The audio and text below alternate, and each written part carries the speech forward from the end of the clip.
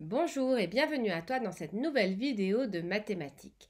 Dans cette vidéo, nous allons faire un petit peu de grandeur et mesure et nous allons découvrir ensemble les angles. Nous allons découvrir les différents types d'angles et apprendre à les mesurer. C'est parti! Tout d'abord, qu'est-ce qu'un angle? Un angle est l'écartement entre deux lignes qui se coupent. En effet, si tu prends deux lignes qui se coupent comme les deux que tu peux voir devant toi, il y a un écartement entre les deux. Cet espace entre les deux lignes, c'est l'angle. Cet angle-là est un angle qui a une mesure en mathématiques et que nous allons découvrir ensemble. Il existe des angles de taille différentes. En effet, les lignes ont des millions de façons de se couper. L'écartement peut être grand, peut être petit.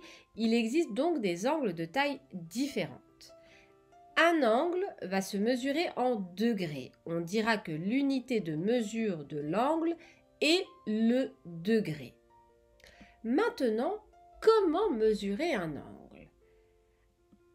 Pour mesurer un angle, on va utiliser un outil qu'on appelle un rapporteur.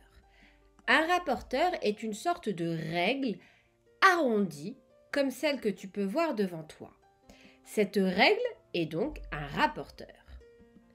Sur le rapporteur, il y a ce qu'on appelle des graduations. Les graduations sont les petits traits qui font les différentes tailles de nos angles.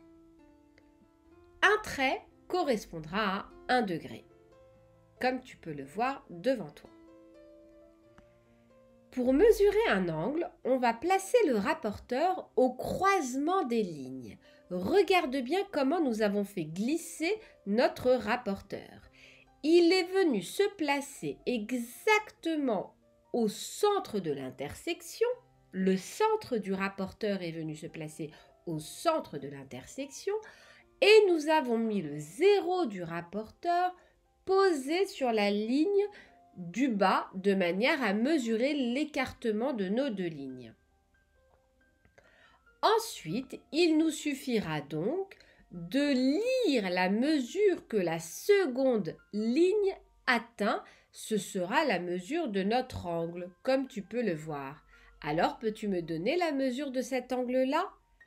En effet, cet angle-là mesure 40 degrés. Regarde bien, le symbole du degré, c'est le petit rond que nous mettons en haut à droite du dernier chiffre. Sinon, nous pouvons l'écrire en toutes lettres. Question suivante. Comment nommer les angles? Imaginons que nous ayons ces deux droites qui se coupent. Nous avons la droite B et la droite C.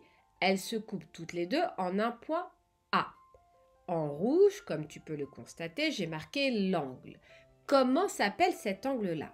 On va lire dans l'ordre, soit de droite à gauche, soit de gauche à droite. C'est très important de suivre un ordre et de ne pas sauter des points. Notre angle-là va donc s'appeler CAB ou alors BAC.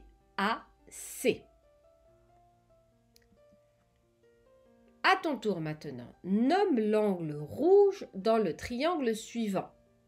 Je te laisse quelques instants, n'hésite pas à mettre en pause la vidéo.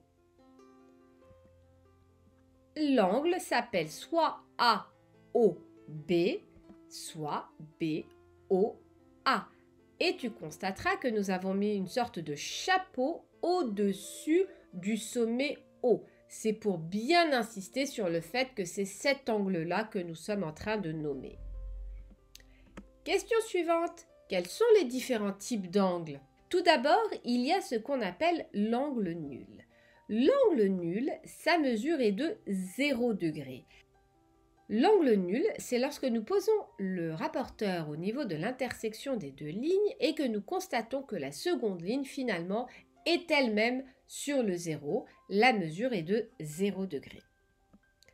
Nous avons ensuite ce que nous appelons un angle droit. Peut-être même que c'est le premier que tu as appris à l'école.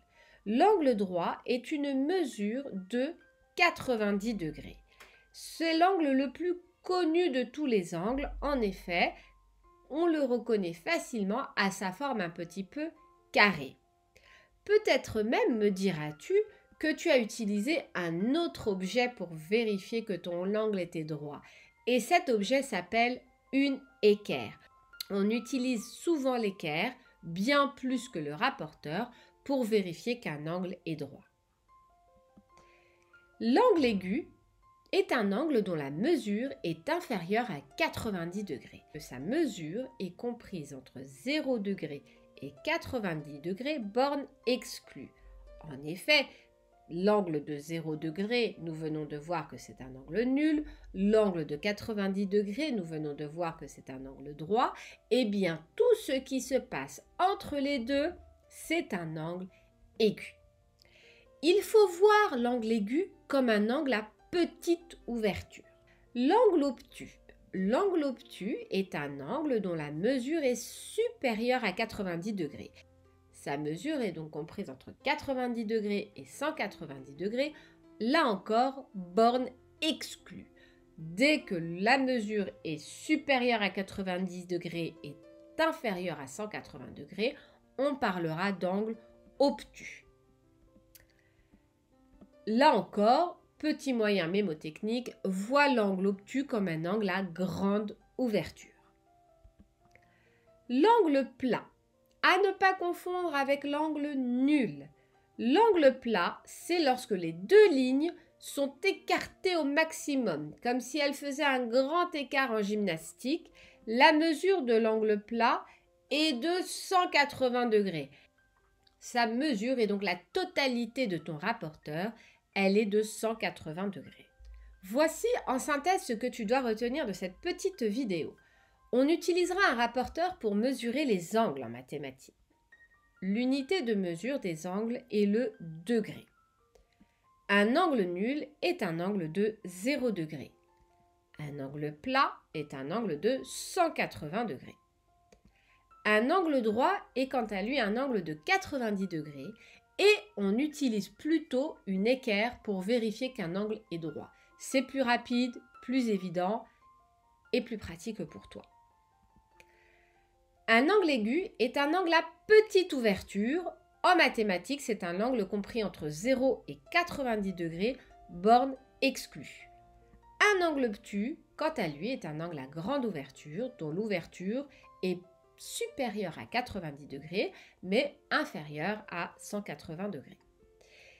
Et enfin, pour nommer les angles, on va lire dans l'ordre les noms des sommets, soit de droite à gauche, soit de gauche à droite, soit de haut en bas, soit de bas en haut, mais jamais on ne sautera de sommet pour lire le nom d'un angle.